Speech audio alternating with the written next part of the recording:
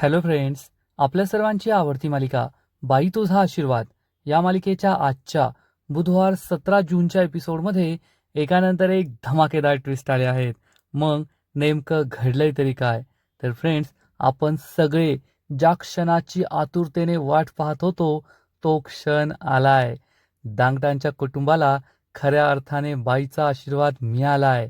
अवनी तयार होऊन दांगटांच्या सुनेला शोभेल अशी साडी नेसून तयार होऊन रिसेप्शनला पोहोचलीये आणि तिला पाहून संपूर्ण दांगट कुटुंब खूप खुश आहे.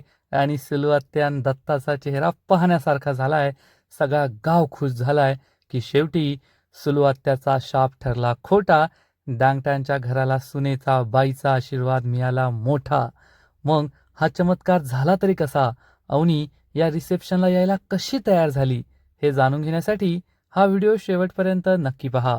फ्रेंड्स, आजच्या एपिसोडच्या सुरुवातीलाच रिसेप्शनमध्ये सगळे लोक अवनी आणि राजाची वाट पाहत असतात. पाण्या हा हतबल होऊन इकडे तिकडे पाहत असतो आणि त्याच वेळेस पायल तेथे येते. पायलला पाहून पाण्या हा लगेच ज्यूसचा ट्रे हातात घेतो आणि सगळ्या पाहुण्यांना ज्यूस देऊ लागतो. पायल त्याला म्हणते पानू, तर पाण्या मात्र तिला इग्नोर करण्याचा प्रयत्न करत असतो. पायल त्याला दाखवते, पहा मी तुझ्यासाठी काय आणलंय. पानू विचारतो काय? तर पायल त्याला सांगते, मी तुझ्यासाठी same to same matching kurta आणलाय. माझ्या साडीचा रंग आणि तुझ्या कुर्त्याचा रंग अगदी सेम टू सेम. पाण्या चिडून म्हणतो, मी हा कुर्ता घालणार नाहीये. तर पायल त्याला हा कुर्ता जबरदस्तीने देते. त्याच्या हातातून हा ट्रे घेते आणि म्हणते, ठीक आहे, जर तू सांगणार नसशील ना तर मी आत्ता जाते स्टेजवर आणि सगळ्यांना सांगते की आपल्या दोघांचं झिंगाट आहे. पायल जाऊ लागते तर पाण्या म्हणतो, जागेवर उभं राहायचं, घेतलाय ना येतो घालून, असं म्हणून पाण्या तिथून पळून जातो. आणि इकडे नमी दरवाजा ठोठावते वाजवते पण दरवाजा कोणी उघडत नाही. कारण सुलवात्यान दत्ता तर रिसेप्शनला आले आहेत. काय करावं हे तिला कळतच नाही. आणि तेवढ्यात नमीला एक आयडिया सुचते. आणि इकडे सुलवात्या आणि दत्ता सगळ्यांसमोर धोंडियांना सगळ्या गावकऱ्यांना सांगतात, अजून आपण सगळे इथे ताटकळत बसलोय, किती उशीर झाला, पण दांगटांची सून अजून काय आलेली नाहीये. असं वाटतंय दांगटांची सून गेली मागच्या दरवाजाने पळून. धोंडी अण्णाला खूप राग येतो. धन्या हे सगळं ऐकत असतो आणि या दोघांची बडबड सुरूच असते. सुलवात्या म्हणते, दत्ता भाऊ, तुला काय वाटतं, येईल या धोंडी अण्णाची सून? मला तर नाही वाटत, गेली वाटतं पळून. दत्ता म्हणतो, आता अगं पळून जाणारच. 5-5 पुरुषांचं घर, त्यात हे असं जुनं पडकं घर, ती एवढ्या श्रीमंत मोठ्या बापाची पोर. चुकून तिने लग्न केलं पण येथे आल्यावर तिला सगळं कळलं आणि झाली ती गायब. धोंडियांना खूप चिडतो आणि म्हणतो, ए सुले, नीट बोलायचं. आणि तुझा नवरा तुला कंटाळून गेलाय दुबईला पळून, ते पाय आधी, मग माझ्या सुनेला नावं ठेव. सगळे गावकरी हसू लागतात. सुलवात्या खूप चिडते आणि गावकऱ्यांना जाब विचारते, दाता काढायला काय झालं रे? धोंडियांना म्हणतो, ते तुझ्या दत्ता दादाला विचार, तो दात बाहेर काढून बसलाय. दत्ता चिडून म्हणतो, ए धोंडी, माझ्या दातांना काही बोलायचं नाही, कधी तुला डंख करेल ना, सांगता येणार नाही, तुला कळणार पण नाही. धोंडियांना म्हणतं, हॅड रे कुत्र्या, तुझे दात एका बुक्कीत पाडून टाकील. आणि हे दोघे एकमेकांच्या अंगावर धावून जातात. तेवढ्यात धन्या हा पुढे येतो आणि म्हणतो, अहो अण्णा, काय करताय, कुठे त्यांच्याशी भांडताय? आणि मग अण्णाला बाजूला पाठवून धन्या हा संब्याला सगळ्यांना ज्यूस द्यायला सांगतो. सुलवात्या नकार देते पण दत्ता काका म्हणतो, मला खूप गरम झालंय, तुझ्या बापामुळे डोकं तापलंय म्हणून मी घेतो. आणि तो ज्यूस घेतो आणि पिऊ लागतो. पण धन्या विचारतो, नमी दिसत नाही, नमी कुठे? सुलवात्या त्याच्याकडे रागारागाने पाहते. धन्या खूप घाबरतो आणि इकडे नमी ही पायलला कॉल करते. पायल विचारते, काय झालं थोरल्या जाऊबाई, येथे मी तयार होऊन तुमची वाट पाहते आणि तुम्ही आल्या नाही. नमी म्हणते, अहो धाकट्या जाऊबाई, येथे माझ्या मम्मीने मला घरात कोंडून ठेवलंय, लवकर या आणि मला सोडवा इथून. तर पायल म्हणते, अरे देवा, लई डेंजर बाई ही. नमी म्हणते, काय? तर पायल सांगते, अहो तुम्हाला नाही, तुमच्या आईला म्हणते. नमी म्हणते, अगं ते माहिती, ते कशाला सांगते, ये लवकर आणि मला सोडव. पायल हो म्हणते आणि लगेच तिच्या घरी जाते. इकडे अवनी आणि राजाच्या रूममध्ये जगातलं सगळ्यात मोठं टेन्शन असतं. अवनी ही खाटेवर आणि बिचारा आपला राजा हा जमिनीवर बसलेला असतो आणि तिला समजवण्याचा प्रयत्न करतो. अहो मॅडम, फक्त 1 तास, 1 तास तुम्ही सगळ्यांसमोर या दांगट कुटुंबाची सून म्हणून या. अहो, माझ्या अण्णाने खूप मोठा घाट घातलाय आणि सगळं गाव आम्हाला शापित म्हणतं. तुम्ही जर सगळ्यांसमोर आला तर आमच्या अण्णाची, आमच्या कुटुंबाची इज्जत वाचल. मी एक हंबल रिक्वेस्ट करतो तुम्हाला. प्लीज, प्लीज थोड्या वेळासाठी तयार व्हा आणि सगळ्यांसमोर बाहेर या. अवनी खूप चिडते आणि म्हणते, वा राजा वा, म्हणजे तू मला अख्ख्या गावासमोर खोटं वागायला, खोटं बोलायला सांगतोय. पण जे सोपं आहे ते नाही करणार. आत्ताच्या आत्ता जा आणि सगळ्यांना सांग की हे लग्न खोटं आहे. आणि राजा, तू काय करतोय तुला तरी कळतंय का? तू नवरा आणि बायको या नात्याचा अपमान करतोय. नवरा बायकोचं नातं खूप पवित्र असतं. मी हे जे गळ्यात मंगळसूत्र घातलंय ना, हे खूप पवित्र असतं. या पवित्र नात्याचा तू अपमान करतोय. आपण दोघे जर नवरा बायकोच नाही आहोत तर मी बाहेरून सगळ्यांना का सांगायचं? त्यापेक्षा सगळ्यांना खरं सांगितलेलं बरं ना. राजा, एक खोटं लपवण्यासाठी 100 खोटी बोलावी लागतात. आपल्याबरोबर सुद्धा तेच होतंय. आणि ती 100 खोटी आज बोलायची नसतील तर आज एक खरं तुला सगळ्या जगाला सांगावंच लागेल, सगळ्या गावाला सांगावंच लागेल. जा बाहेर आणि सगळ्यांना सांग की येथे लग्न नाहीये, रिसेप्शन नाहीये, आपलं लग्न खोटं आहे. राजाला खूप वाईट वाटतं. आता या अवनीला कसं समजून सांगावं हा प्रश्न त्याला पडतो आणि अवनी त्याला जोरात धक्का देते. राजा कसाबसा दरवाजा उघडतो तर दरवाजासमोर पान्या, धन्या आणि यशोदा उभे असतात. धन्या म्हणतो, वहिनी, आम्हाला तुमच्याशी थोडं बोलायचंय. अवनी पुढे येते आणि मग सगळ्यात आधी धन्या सॉरी म्हणतो. मग यशोदा सॉरी म्हणतो, पण पाण्या काही सॉरी म्हणत नाही. धन्या त्याला सॉरी म्हणायला सांगतो. मग पाण्या सुद्धा सॉरी म्हणतो. धन्या अवनीला म्हणतो, आम्हाला सगळ्यांना खूप वाईट वाटतंय. आम्ही तुमच्यासमोर अशी मारामारी नव्हती करायला पाहिजे. पण आता आम्ही सॉरी म्हणतोय ना, त्यामुळे झालं गेलं विसरून जा आणि तुम्ही ना लवकर तयार व्हा. बाहेर सगळेजण तुमची वाट पाहताय. राजा, चल मी तुला रेडी करतो आणि वहिनी तुम्ही रेडी व्हा. असं म्हणून धन्या हा राजाचे कपडे घेतो आणि सगळी भावंड राजाला घेऊन बाहेर निघून जातात. अवनी रूममध्येच असते. मग यशोदा, पाण्या, धन्या सगळे राजाला म्हणतात, राजा आवर लवकर, सगळे वाट पाहताय, लवकर आवर, लवकर आवर. पाण्या म्हणतो, ए राजा, असं काय करतो रे? विसर ना, झालं गेलं विसरून जा. मी ते डोक्यातून काढून टाकलंय, तू कशाला मनात ठेवतोय? राजा म्हणतो, मी सुद्धा सगळं विसरून गेलोय. पण चला चला, मला तयार व्हायचंय. तुम्ही तयार करू नका, मी काय लहान आहे का आता मला तयार करायला? असं म्हणून राजा हा आपले कपडे घेऊन तेथे किचनमध्ये मागे तयार व्हायला जातो, कपडे बदलायला जातो. आणि तेवढ्यात यशोदाच्या हातात पायलने दिलेला पाण्याचा कुर्ता लागतो. पाण्या डोक्यालाच हात मारतो. पाण्याला यशोदा विचारतो, अरे हा कुर्ता कशासाठी आणला? माझ्यासाठी आणला का? मी हा घातलाय ना. धन्या म्हणतो, अरे तुझ्यासाठी नाही, तू तुझा घातलाय ना. मग हा कुर्ता कोणाचा आहे? यशोदा म्हणतो, अण्णासाठी. अरे अण्णासाठी कशाला आणला? अण्णाने सूट बूट घातलाय, ते कुर्ता घालतात का? पाण्या काही बोलणार पण त्याला बोलताच येत नाही. धन्या म्हणतो, ते कशाला घालतील, त्यांनी सूट बूट घातलाय ना. तर पाण्या म्हणतो, ते माय. यशोदा विचारतो, काय? तो म्हणतो, ते माझं आहे. यशोदा विचारतो, तो दोन दोन घेतले, दोन कशाला घेतले रे? धन्या सांगतो, अरे दोन नाही, एकच घेतला होता आम्ही. हा कोणाचा आहे?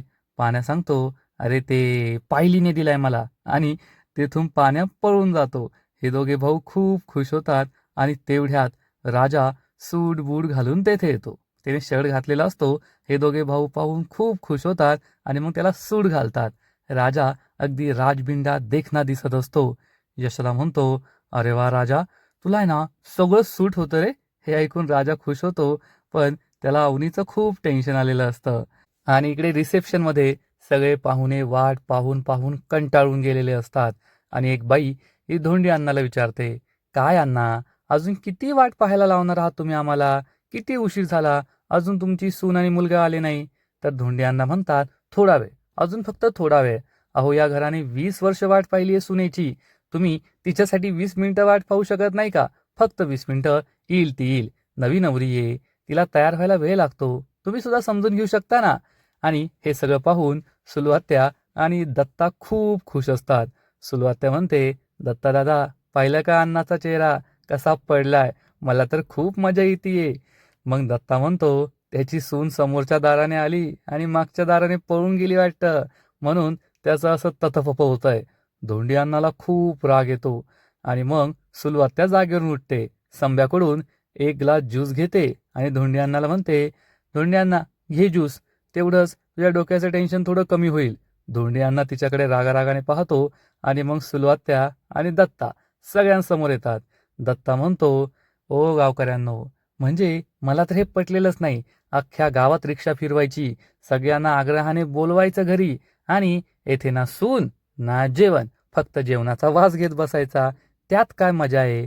मग सुलू आत्या म्हणते, ठीक आहे, सगळ्यांना आधीच सांगायचं ना की तुमच्या घरून जेवून या, आम्ही आमच्या घरून जेवून आलो असतो फक्त सुनेला पाहिला. पण सून तरी कुठे आली? ए धोंड्यांना, तुझी सून आहे का गेली पळून? धोंडी अण्णाला खूप राग येतो. धोंडी अण्णा सुलू आत्याच्या अंगावर धावून जातो. तर सुलू आत्या म्हणते, आता मी काय चुकीचं बोलले? जे खरं आहे तेच बोलले. फक्त बाकीच्यांची बोलायची हिंमत नाहीये आणि माझी हिंमत आहे तर मी बोलतीये. कुठे आहे तुझी सून?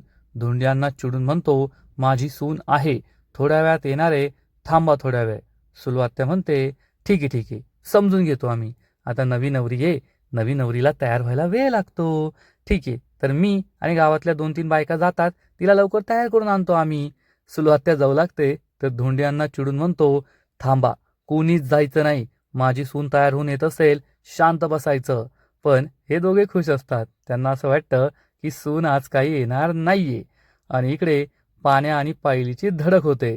पाण्याने पायलने दिलेला कुर्ता घातलेला असतो आणि नमी सुद्धा आलेली असते, पण ती लपून बसते.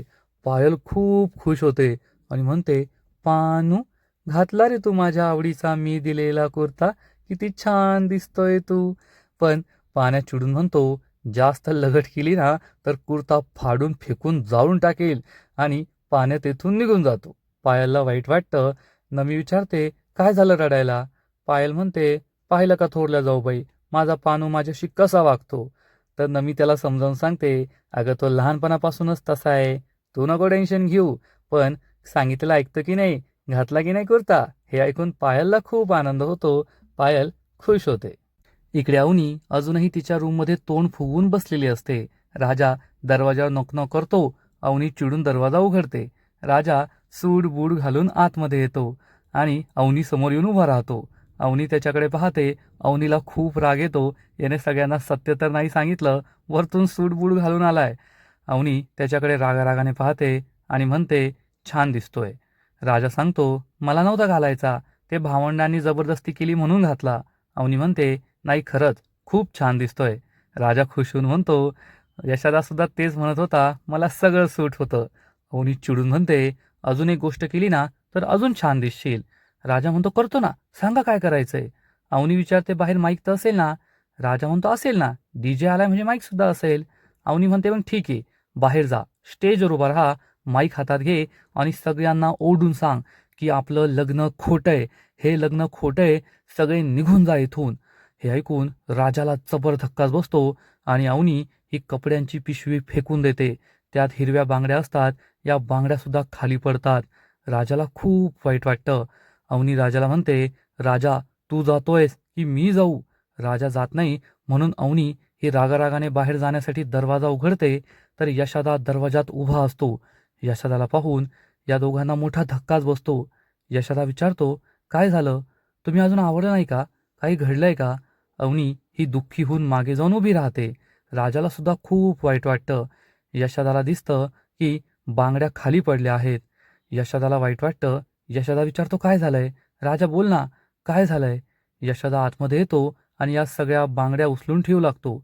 राजा सुद्धा त्याच्या बरोबरीला बांगड्या उचलत असतो आणि विचारतो, काय झालंय? तर राजा सांगतो, ते त्यांच्या वडिलांची तब्येत बरी नाहीये ना, म्हणून त्यांना टेन्शन आलंय. यशादा म्हणतो, खरंय, आता वडिलांची तब्येत बरी नसेल तर टेन्शन येईलच ना, पण ते आउट ऑफ डेंजर आहे ना? तर राजा सांगतो, हो हो, डॉक्टरांनी सांगितलंय ते आउट ऑफ डेंजर आहे. तर यशादा म्हणतो, ते आहेत आउट ऑफ डेंजर, पण आपण नाहीये ना, आपण डेंजरमध्ये आहोत. अवनी हे सगळं ऐकत असते. राजाला वाईट वाटतं. यशादा विचारतो, तू त्यांच्याशी बोलला का? राजा काहीच बोलत नाही. यशादा चिडून म्हणतो, अरे काय राजा, मी तुला म्हटलं होतं ना त्यांच्याशी बोल, का नाही बोलला?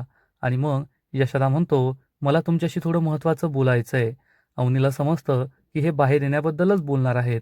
आणि मग यशादा असं काही बोलतो ना फ्रेंड्स, की फक्त अवनीच्या डोळ्यात पाणी नाही येणार, राजाच्या डोळ्यातच पाणी नाही येणार, तर आपल्या सगळ्यांच्या डोळ्यात पाणी येईल. यशादा अवनीला म्हणतो, मला तुम्हाला नाही सांगायचंय की तुम्ही बाहेर या, नका येऊ. मला तुम्हाला आमच्या घराची गोष्ट सांगायची आहे, या आशीर्वादची गोष्ट सांगायची आहे. या घराचं नावच आहे ना फक्त आशीर्वाद आहे. पण मागील 20-22 वर्षांपासून या घराला कधीच आशीर्वाद नाही मिळाला. आमची आई ही आम्हाला सोडून गेली आणि या घरावरचा बाईचा आशीर्वाद गेला आणि मग या घरात फक्त आम्ही 5 पुरुष. तुम्हाला खरं सांगू ना, की ते म्हणतात ना, की देव सगळीकडे पोहोचू शकत नाही, म्हणून त्याने बाईला बनवलं आणि मग बाई सगळीकडे गेली आणि देवाचं प्रेम, देवाची माया सगळं काही दिलं पुरुषांना. ते खरंच बोलतात. आम्हाला त्याचा खूप मोठा अनुभव आहे. ज्यांच्या घरात बाई असते ना, त्यांना ते नाही कळणार, कधीच कळू शकत नाही. त्यामुळे ते बाईला एवढं महत्त्व देत नाही, बाईचा अपमान करतात. पण आमच्या घरात बाई नाही आहे ना, त्यामुळे आम्हाला ते चांगलंच कळून चुकलंय, की घरावर बाईचा आशीर्वाद असणं किती महत्त्वाचं असतं. हे ऐकून अवनी इमोशनल होते. राजाच्या सुद्धा डोळ्यात पाणी येतं. यशोदा सांगतो, आमची आई आम्हाला सोडून गेली आणि मग घरात काही राहिलंच नाही. घरात संवादच राहिला नाही. कुणी कोणाशी काही बोलायचंच नाही. फक्त कामापुरतं. सणावाराला घरासमोर रांगोळी नाही, देवघरात दिवा नाही, तुळस नाही, तुळशीसमोर दिवा नाही, घराला घरपणच नाही. बाई नाही तर घराला घरपणच नाही. तुम्हाला काय सांगू, या घरामध्ये ना म्हणजे आम्ही सगळे लहान होतो, पण कोणाला ताप आला तर माथ्यावर हात ठेवून तापलाय का असं विचारणारं कुणी नव्हतं. मग गणवेशाचं बटन तुटलं किंवा गणवेश फाटला तर शिवून देणारं कुणी नव्हतं. आणि उशीर झाला घरी यायला रात्री, ए कुठे गेला होता रे, एवढा उशीर का झाला, असं विचारणारं सुद्धा कुणी नव्हतं. हे सगळं ऐकून अवनीच्या डोळ्यात पाणी येतं. अवनी रडू लागते. यशोदा म्हणतो, आणि आज इतक्या वर्षानंतर या घरात तुम्ही आलात म्हणून आम्ही सगळे खूप खुश होतो. म्हणूनच अण्णांनी हा सगळा घाट घातलाय. आमच्या लक्षातच आलं नाही की तुमच्या वडिलांना हार्ट अटॅक आलाय, त्यांची तब्येत बरी नाहीये. त्यामुळे आम्ही तुम्हाला विचारलंच नाही. सवयच नाही ना बाईला काही विचारण्याची, बाई घरात असण्याची, म्हणून चुकून असं झालं. पण यानंतर असं होणार नाही. आणि मी तुम्हाला खरंच म्हणणार नाही की तुम्ही बाहेर चला, रिसेप्शनला या. हे तुमचं आयुष्य आहे आणि तुमच्या आयुष्याचे निर्णय तुम्ही घ्यायचे. आम्ही तुमच्यावर कोणतेच निर्णय लादणार नाही. हे ऐकून अवनी ढसाढसा रडू लागते आणि म्हणते, यशोदा, माझं आयुष्य, माझ्या आयुष्याचे निर्णय मी घ्यायचे. खरंच जे तुम्हाला कळलं ते माझ्या घरच्यांना का नाही कळलं? जर तुमच्यासारखेच विचार माझ्या बाबांचे, माझ्या दादाचे असते तर किती छान झालं असतं. पण त्यांचे असे विचार नाहीये. त्यांनी फक्त त्यांचे निर्णय माझ्यावर लादले. मी त्यांनी सांगितल्याप्रमाणेच करायचं. ते जे म्हणतील तेच करायचं असं त्यांना वाटलं. यशोदा, खरंच जे तुम्हाला कळतंय ते त्यांना का नाही कळत? आणि खरंच तुम्ही खूप चांगले आहात. मी आता तुमच्यापासून सत्य नाही लपवू शकत. तुमच्याशी अजून खोटं नाही बोलू शकत. हे ऐकून राजाला मोठा धक्काच बसतो. यशोदाला सुद्धा काही कळत नाही. यशोदा विचारतो, कोणतं खोटं, कोणतं सत्य? राजा, तू माझ्याशी खोटं बोललाय? राजाची काही बोलायची हिंमतच होत नाही. अवनी पुढे येते आणि म्हणते, नाही यशोदादा, तो फक्त एकटा खोटं नाही बोललाय, तर आम्ही दोघे तुमच्याशी खोटं बोललो आहोत. यशोदाला मोठा धक्काच बसतो. यशोदा विचारतो, कोणतं खोटं? तर राजा पुढे येऊन म्हणतो, यशोदा थांब, मी तुला सांगतो. यशोदा चिडून म्हणतो, गप बसायचं राजा, त्यांना बोलू दे. अवनी दरवाजा बंद करते आणि म्हणते, यशोदा, आम्ही दोघांनी तुम्हाला फसवलंय. तुम्हाला असंच वाटत असेल ना की आम्ही दोघे एकमेकांच्या प्रेमात पडलो म्हणून आम्ही दोघांनी पळून जाऊन लग्न केलं. पण हे सत्य नाहीये, तर हे खोटं आहे. हे ऐकून यशोदाला जबर धक्काच बसतो. राजा रडू लागतो, मान खाली घालतो. यशोदा त्याच्याकडे रागारागाने पाहतो आणि मग अवनी झालेला सगळा प्रकार सांगते की ते दोघे विवांशी लग्न नाही करायचं म्हणून कसे घराबाहेर पळाले. मग त्यांचे बाबा, त्यांचे गुंड त्यांच्या मागे लागले. ते पोलीस स्टेशनला पोहोचले. बाबांनी विवांशी लग्न करण्याची धमकी दिली. मग पोलिसांनी विवांशी लग्न करायचं नसेल तर तुम्ही दोघांनी लग्न करा असा पर्याय सुचवला आणि मग या दोघांनी लग्न केलं. हे ऐकून यशोदाला जबर धक्काच बसतो. अवनी यशोदाला सांगते, यशोदा, आमचं लग्न खोटं आहे. आम्ही फक्त नाईलाजाने लग्न केलंय, एकमेकांवर प्रेम आहे म्हणून नाही. यशोदा खूप चिडतो. राजाच्या अंगावर धावून जातो. त्याला मारण्याचा प्रयत्न करतो पण मारत नाही. अवनी म्हणते, दादा, फक्त त्याची चूक नाहीये, आमच्या दोघांची चूक आहे. आम्ही दोघांनी नाईलाजाने हे लग्न केलंय. यशोदा खूप चिडतो आणि म्हणतो, अरे राजा, एका शब्दाने सांगायचं तरी ना, किती मोठी चूक झालीये, बाहेर तो एवढा मोठा घाट घातलाय, आता काय करायचं? यशोदा डोक्याला हात मारून घेतो. अवनी, राजा दोघे रडत असतात आणि मग यशोदा अवनीसमोर हात जोडतो आणि चक्क गुडघ्यावर बसून माफी मागतो. माफ करा, आमची खूप मोठी चूक झाली. अवनी म्हणते, नाही यशोदादा, तुम्ही हात जोडू नका. यशोदा चिडून म्हणतो, चूक सगळी आमचीच आहे. आम्ही खूप मोठी चूक केली आहे. आम्ही असं नव्हतं करायला पाहिजे. आम्ही तुम्हाला एका शब्दाने विचारायला हवं होतं, तुम्ही खुश आहात ना? स्वतःच्या मर्जीने लग्न केलंय ना? पण आम्ही तुम्हाला काही विचारलंच नाही. मला माफ करा." तर अवनी म्हणते, "नाही यशोदा, तुम्ही माफी मागू नका. यात तुमची काही चूक नाहीये. तुमचं काही चुकलेलं नाहीये." यशोदा म्हणतो, "नाही, नाही. आता ही चूक सुधारावीच लागेल.